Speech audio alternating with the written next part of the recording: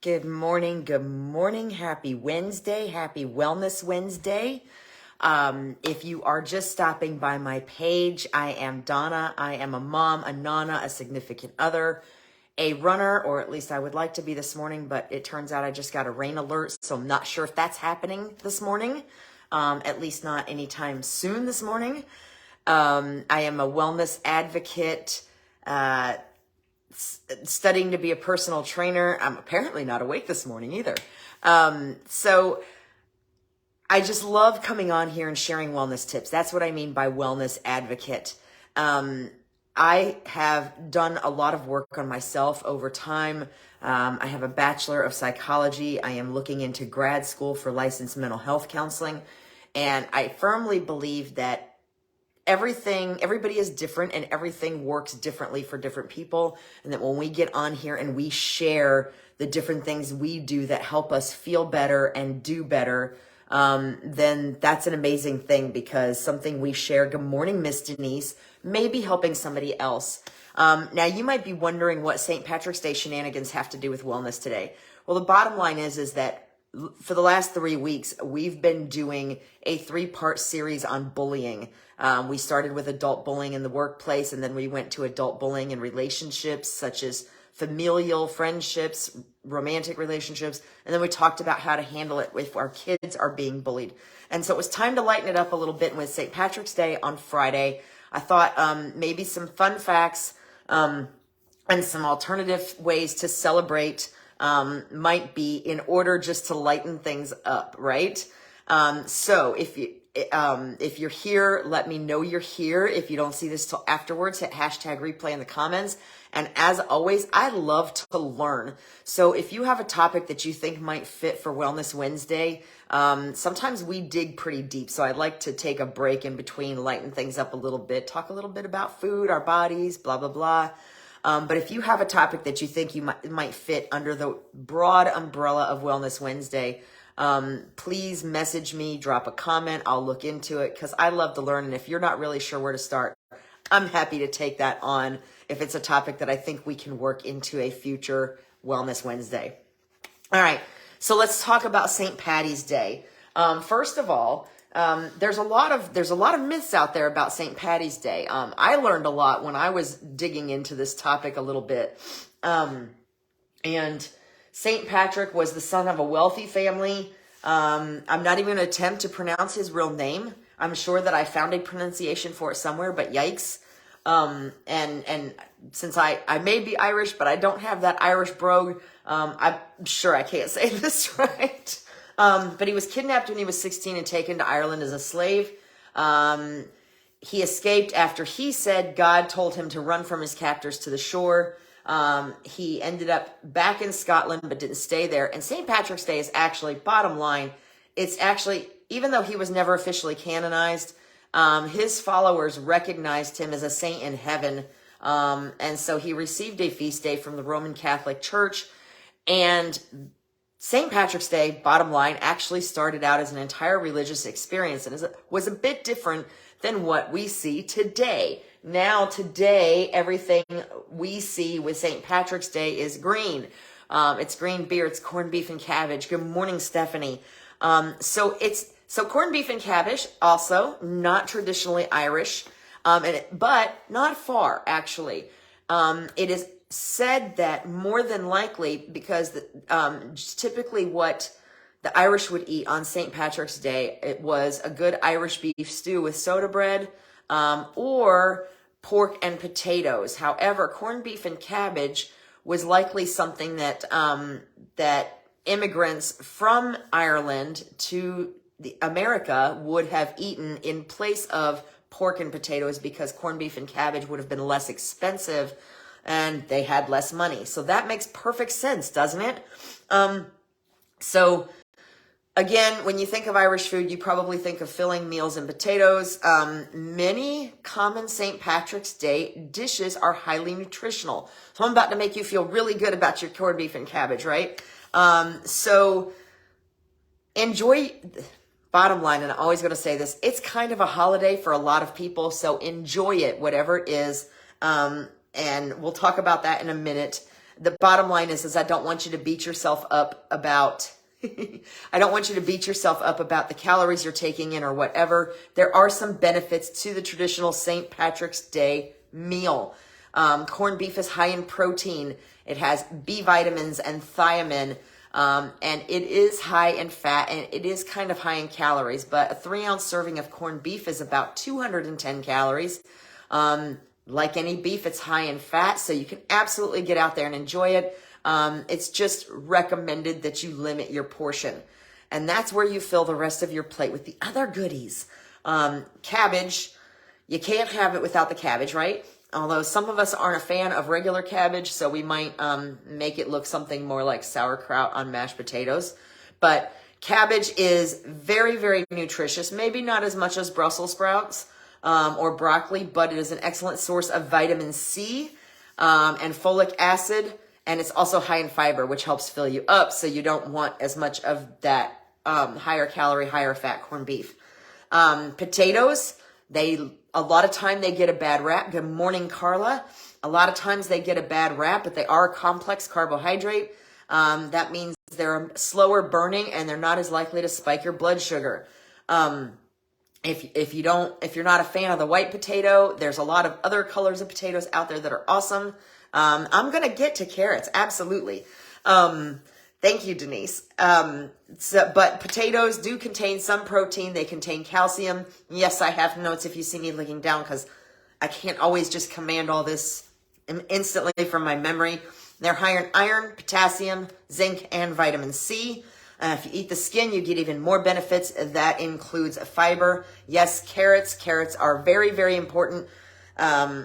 They're high in vitamin A. They've got vitamin C. It really is important when you're talking about vegetables, even not on St. Patrick's Day, whether we're talking St. Patrick's Day or not, to make sure we can get as much color as possible.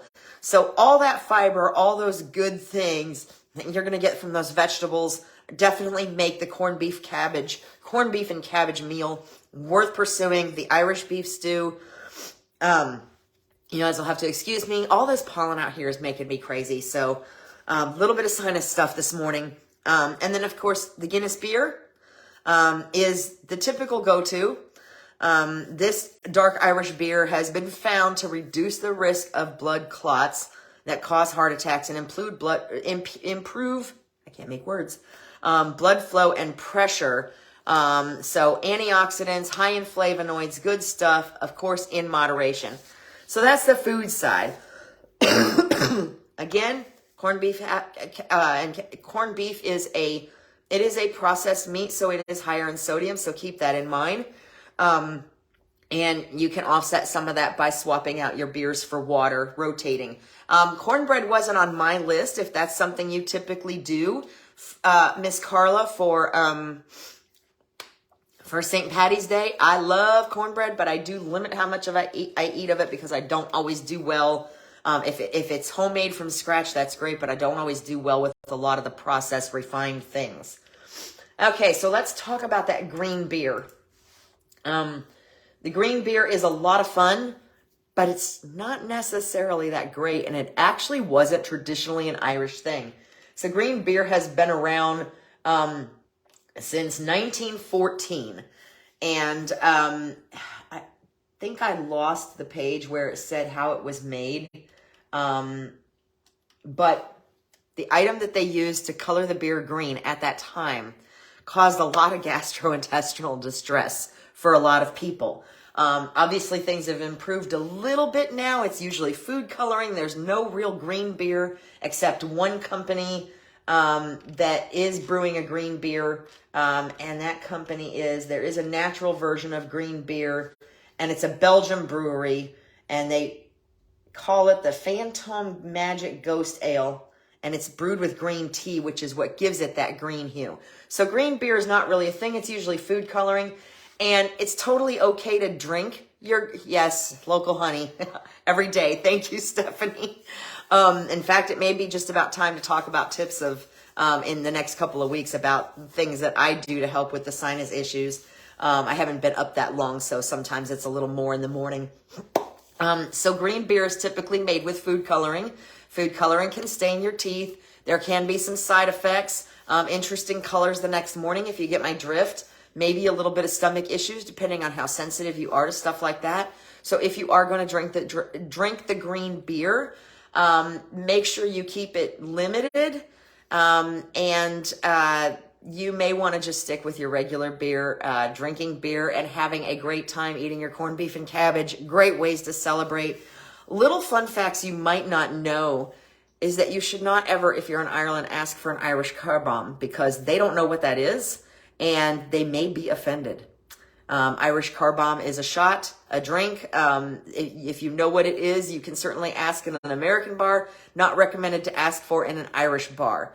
And of course, again, we discussed this. Make sure you're swapping out your beer for water. We've discussed this on other holidays too. That way you're less likely to overindulge and you're still keeping hydrated, because that's usually the biggest problem with a drinking holiday like New Year's or St. Patrick's Day. That we get dehydrated, and that's part of the whole hangover process. So, other ways to celebrate if you're not a big drinker. Certainly there's no peer pressure here to be that. And also because it was actually traditionally a religious holiday. There's usually somewhere around, we used to have one here, but I don't think we have one nearby here anymore. We may have to look to Ocala or Hernando County. Where I am, St. Patty's Day fun runs. A lot of times there's some kind of St. Patty's Day fun run that's associated maybe with a St. Patty's Day parade before or after or somewhere around there. Those are frequently a lot of fun and a great way to get out there and get some exercise if you're not a fan of the drinking side of the drinking and celebrating side of St. Patty's Day. You can tour landmarks that are just entrenched in St. Patrick's Day history.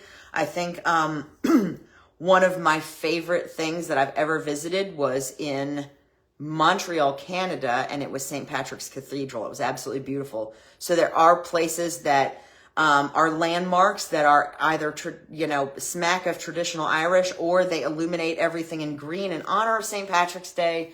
Maybe even put a little green in their waterfalls, like Niagara Falls. So there are landmarks that you can tour for St. Patrick's Day. You can watch an Irish movie marathon, get to know a little bit about the Irish culture.